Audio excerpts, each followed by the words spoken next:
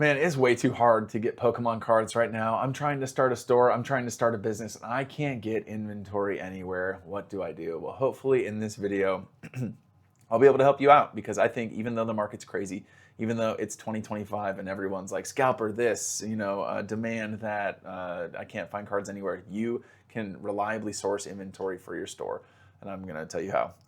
I thought this was funny, by the way. Last time when I shot a video, I was also drinking a Diet Mountain Dew. I just got back from being in interviews all day at work, and this is truly the lunch of champions. Diet Dew, protein bar, and in the fridge was a half-eaten peanut butter and jelly sandwich. So not only will I teach you how to sell cards over here and start a Pokemon card business, but I will also give you the best nutrition hacks, because this is clearly the peak of human nutrition. But by the way, if you guys are new here, my name's TJ. Yeah, I run a small business where I buy and sell Pokemon cards, and in this channel, I help you guys do that, and also give you a little insight into my world of being a pastor, being a dad, running a Pokemon business, being crazy busy all the time. I don't know. I might be mentally unwell. I do so much. It's like church stuff, family stuff, Pokemon card stuff, and it's just go. Sometimes I got to remind myself to press pause, but we press on, and we hit 500 subs, which is cool. So that's been awesome. So if you guys have been enjoying the content, thank you for being here.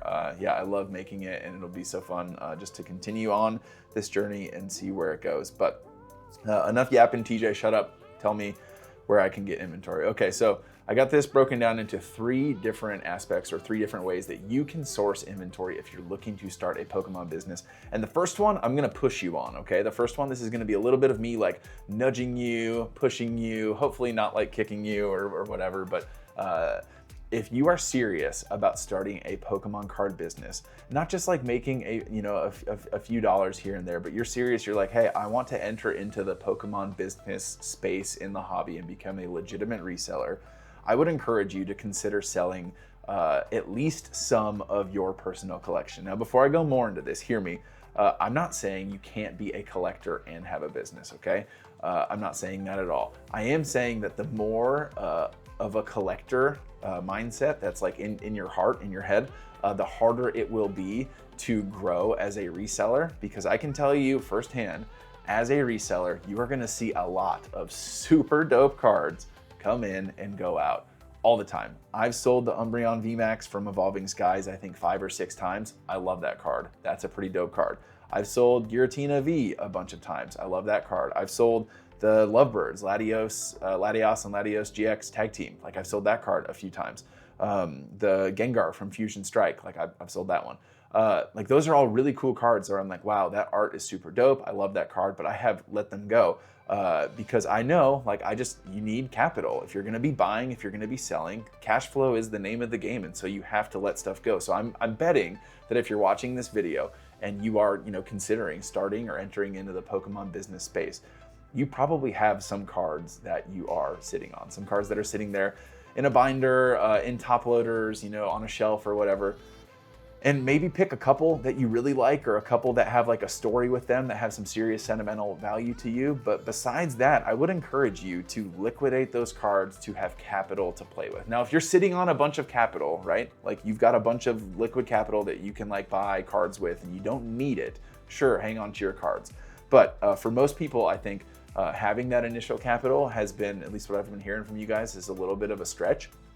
And so that's where I would start, is you probably have some stuff already in your house, already there, that you can consider liquidating. For me, the couple of cards that I hold on to are I have got 2 Giratina Vs from Lost Origin, the alt art. I love that card. And when I started into the Pokemon hobby a couple years ago, I bought 2 of those. I think I bought them at like $2.50 a piece or something like that, which is kind of cool. But those are what kind of got me back into this, because the first competitive deck I played was a Giratina V deck, and I was like, oh, there's a cool alt art. Like, I never played with those cards, but I just thought it would be cool to like have the alt art. Anyway, so I've got those, and I don't know if I'll ever sell them. Like, maybe. I don't never say never, but those are the ones that I hold on to. So that's the first place. If you don't want to spend any money, if you don't have capital, start by selling some of your personal collection. You can be a collector, but the more of a collector that's in your heart, the harder it's going to be to have a legitimate and growing and thriving, and you really want to enter into the business space. I would encourage you in that way. And again, you can be a collector, you can do it, and you can still appreciate the cards while you're buying and selling them. You don't have to like possess something or own it to really have an appreciation for it. I think so many of like the SIRs from Prismatic Evolutions, the evolution cards, are super dope, but I've bought and sold those a bunch. And so that's my word of wisdom there, or word of advice there. I'm going to poke you a little bit. How serious are you in getting into the business space? Because if you are, hold loosely to the things that come in so that you can have capital. And that might ruffle some feathers, but whatever. Like I'm trying to help you. If you're serious about it, you'll give that some consideration, and if not, then hey, that is what it is. Okay, second thing I would encourage you to do. If you've already done that and you're like, all right, where do I start? I've got some money. I would encourage you to learn the bulk game for a few reasons. What I mean by the bulk game is acquiring Pokemon bulk and being able to sell it and flip it on TCGplayer. So reason number one why you need to learn the bulk game, or why I would encourage you to do that, is that it is incredibly profitable. Margins when you buy collections are like maybe 30% of what you spend you can turn into profit. That's like 30% is great. Maybe it's 20%. Sometimes it's like 15 or 10%. Bulk is like, I've seen some people say up to like 700%, right? 500, 400, like the profit margins on doing bulk is crazy, all right? So that's number one. Number two, the financial risk of buying bulk is non-existent. You purchase bulk for, let's say you buy non-holo cards for a penny per card. So that's $10 per 1,000 cards. And let's say you buy holos, so reverse holos and holo rares, you buy at, what would that be? That'd be $30 per 1,000 cards, so that's 3 cents a card. After you sort through those and take out the ones that you think you'd be able to sell, like people will buy the cards. Like you can resell that bulk. You can put in a bulk lot on eBay and someone will come through and buy it, and you can recoup a lot of your cost. You can throw it on Facebook Marketplace, and people who are, looking to complete master sets will want to hunt through that to buy stuff. Sometimes parents just buy bulk so that they can just have cards that are inexpensive, so that their kids can like screw around with it and play with it and stuff it in binders, and they don't have to worry if it gets damaged, because it's not expensive cards. And kids, like my kids, like just love having cards to screw around with. They don't care if there's value. They don't care what it looks like. They just think it's cool to have those cards. So that's the second thing, is your financial risk is so little. And then the third thing is it's going to force you to learn the value there. Like the biggest thing that's required to know how to make money on bulk is just the knowledge, right? Which cards are valuable? Which cards can I reliably sell? Which reverse holos have value? Which playable cards, like what Badoo, Earthen Vessel, Countercatcher, some of the stadium cards, Area Zero, Underdepths, which decks are popular, all of that stuff, because most of the bulk game relies around playable cards for the TCG.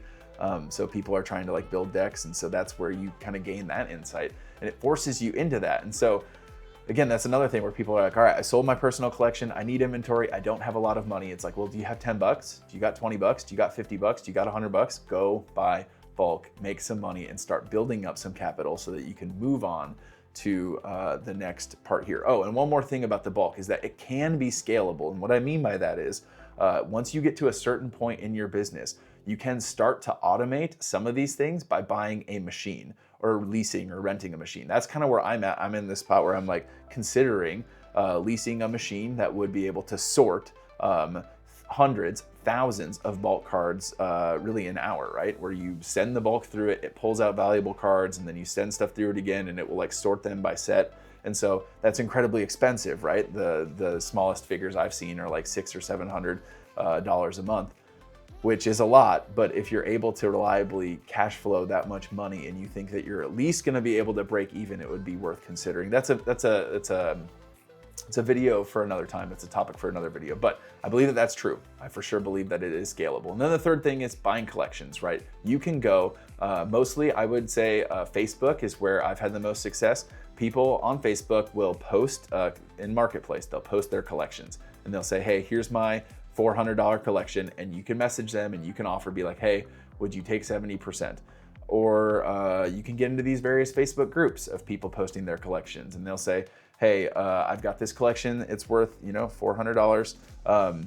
and you say, okay, will you take 60%? Will you take 40%? And you can start to learn that game of negotiating and offering people cash for their collections. And again, if you think that's horrible, if you think I'm an evil capitalist or whatever, in my last video, which I'll link somewhere, I talked about how you are providing a service for those people because they don't have to ship it out, they don't have to sell it, they don't have to sort it, they don't have to do all that. You give them the cash instantaneously, but then you get to make profit, not right away because it's going to take you time to sell the cards and it's going to take you time to ship it out, but you can make profit. So that is really the last way, is buying the collections, which that requires a lot of capital, because what I've learned, especially recently as the market has been, I don't know, a little bit crazy, right? That's not a stretch, is that in order to acquire decent collections, you're gonna not be buying like $100 or $200 or $300 collections. You're probably gonna be buying like north of $500 collections, $1,000, $2,000, $2,500 collections. And then you're able to be competitive when you pick collections up at that price point, because the amount of people who have the capital laying around to buy collections like that is so much fewer, right? If someone posts a collection that's a couple $100, there's a lot of people who can throw together a couple $100 to buy a collection for all sorts of different reasons. A lot less people have the capital like laying around to go pick up like a $4,500 collection that they're gonna get for $3,000 or something like that, right? So that is where the scaling of that kind of leads you up to the point where you can acquire some of those bigger collections and really start to get your business rolling. It all kind of compounds on top of each other. So that is my advice that I'd give you, where it's like, I've had so many of you guys reach out and be like, hey, I love the content, I'd love to learn, I'd love to get into this, I'd love to join the Pokemon business space, but I just don't know where to get inventory. Those are the three things, right? Sell your, I'm gonna ruffle feathers, sell some of the personal collection, get into the bulk game, figure out bulk, buy bulk, make money from bulk, sell those cards, ship them out, all that stuff. And then the third thing, buy people's collections. You're gonna need some capital, but you can get there. I've been able to do it. I've been able to help some of you guys do it. I've helped some people I know personally do it. And so that's kind of the thing. And then once you start buying collections, that just ramps up. I remember the first time I bought like an $800 collection, I was like, oh, there's so much money. And now like I'll pick up a couple $1,000 collections all the time. And I'm, hopefully if things keep going well, I'm sure at some point I'll be able to look back at that and be like, wow, like, now I'm buying even more. Like that's just kind of how it works. It scales and it grows, and it's a lot of work. And I've said this before, but the amount of money that you make is not super proportional or proportionate to the time that you're putting in, the effort you're putting in, because it is hard work doing this. But I find it incredibly fulfilling. I find it incredibly fun, and it has been very profitable. And I love making content and doing this too, so that's great. But hey, if you made it all the way here, thanks for watching. I've got a playlist talking about how to get into the Pokemon card business, and so check out that playlist. And thanks for watching. Like, subscribe, do the YouTube things. Jesus loves you. I hope you know that. And I will catch you guys in the next one. Peace.